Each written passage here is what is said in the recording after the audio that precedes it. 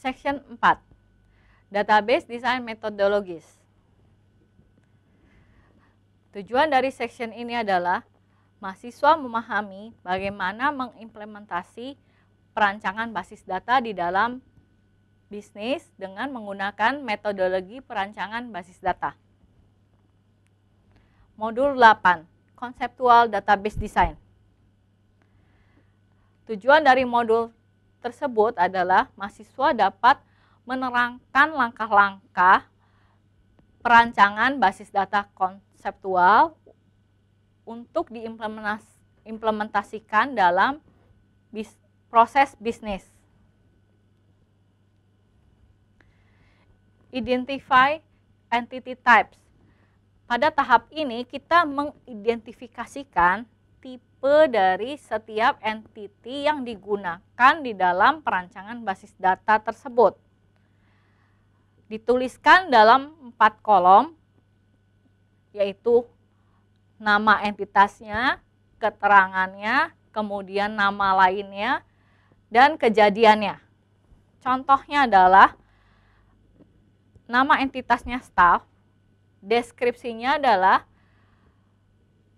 istilah umum untuk menjelaskan semua staf yang bekerja pada suatu organisasi. Nama lainnya adalah karyawan. Kejadiannya adalah setiap anggota dari staf yang bekerja pada satu atau bagian dari cabang organisasi tersebut. Entitas yang lain adalah properti foreign. Deskripsinya adalah mendeskripsikan penyewaan dari properti. Nama lainnya adalah properti, di mana kejadiannya adalah setiap properti dimiliki oleh pemilik dan tersedia secara spesifik di setiap cabang, di mana properti tersebut dikelola oleh satu anggota dari staf. Sebuah properti dapat dilihat oleh berbagai customer atau klien dan dapat disewakan oleh customer pada suatu waktu. Berikutnya adalah identify relationship type. Di sini mengidentifikasikan tipe hubungan antara entitas yang satu dengan entitas yang lain. Terdiri dari 5 kolom, yaitu nama entitas, multiplicity-nya, kemudian hubungannya, dan multiplicity-nya, serta entitas yang lain.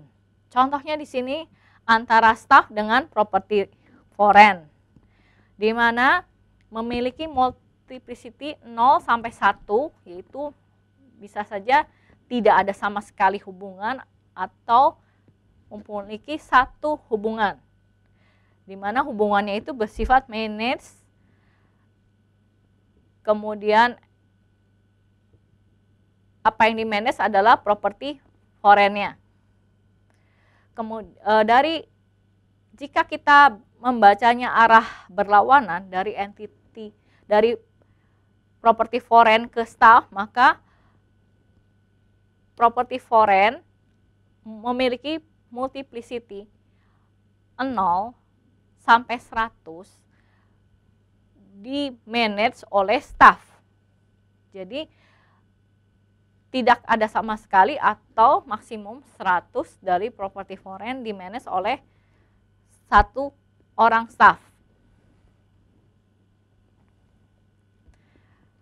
Tahapan berikutnya adalah identify and associate attributes with entity or relationship types. Di sini digambarkan mengenai nama entitasnya, atributnya, deskripsinya, tipe data dan panjangnya, serta nulls dan multi-value-nya. Contohnya adalah entitas staff. memiliki atribut staff number, first name, last name, position, sex, and DOB. Di mana semua atribut itu dideskripsikan di kolom ketiga. Misalkan staff number. Di situ dikatakan unique yang menandakan suatu identitas dari karyawan. Kemudian panjangnya adalah 5 karakter, null, no, dan multivalue-nya no.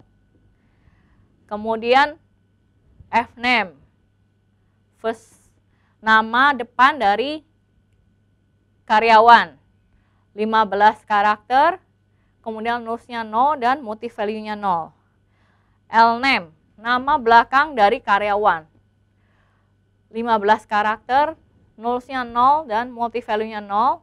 Position di sini adalah jabatan dari staf tersebut, misalnya manajer, supervisor, dan sebagainya. Tipe datanya karakter dan panjangnya 10 karakter. Null-nya 0 dan multivalue-nya 0. Sex di sini adalah jenis kelamin. 1 karakter, null-nya yes, multivalue-nya no. Bisa saja null-nya diganti dengan no, tergantung dari kebutuhan perusahaan tersebut. Demikian pula DOB.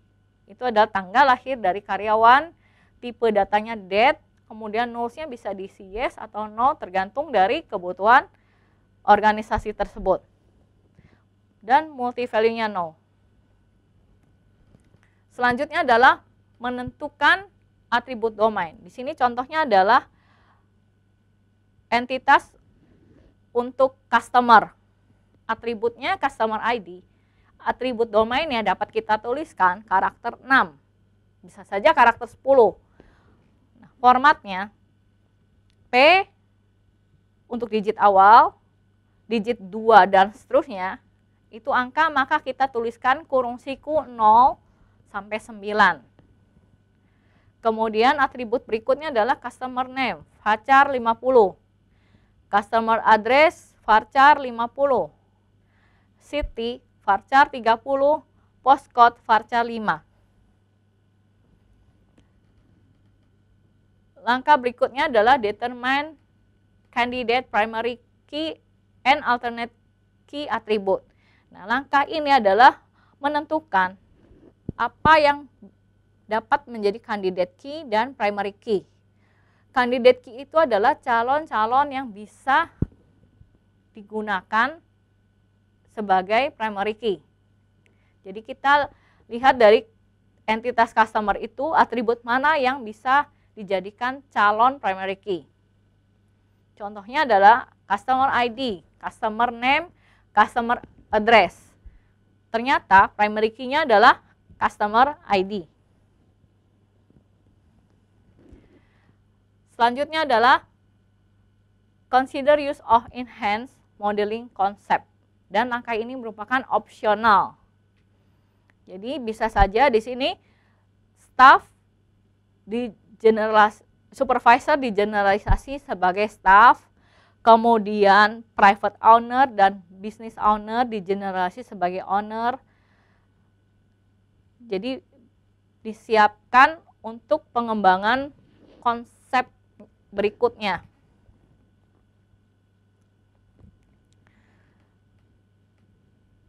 Kemudian cek model for redundancy. Di sini ada 3 step, yaitu adalah melihat kembali mana yang memiliki hubungan one-to-one relationship. Kemudian menghilangkan redundant relationship dan mempertimbangkan time dimension. Untuk hubungan one-to-one diusahakan menjadi satu entitas. Contohnya adalah staff dengan password, entitas password. Maka password dapat disimpan sebagai atribut di entitas staff. Untuk remove redundant relationship dapat dilihat di slide berikut, di mana di sini properti foreign dan list itu bisa di-remove hubungannya. Antara properti foreign dengan klien bisa di-remove, kemudian yang digunakan adalah list dengan kliennya. Step langkah berikutnya adalah validate conceptual data models against user transaction. Di sini bisa dicek man, woman, dan children. Divalidasi apakah bisa dibuat menjadi satu entitas atau beberapa entitas.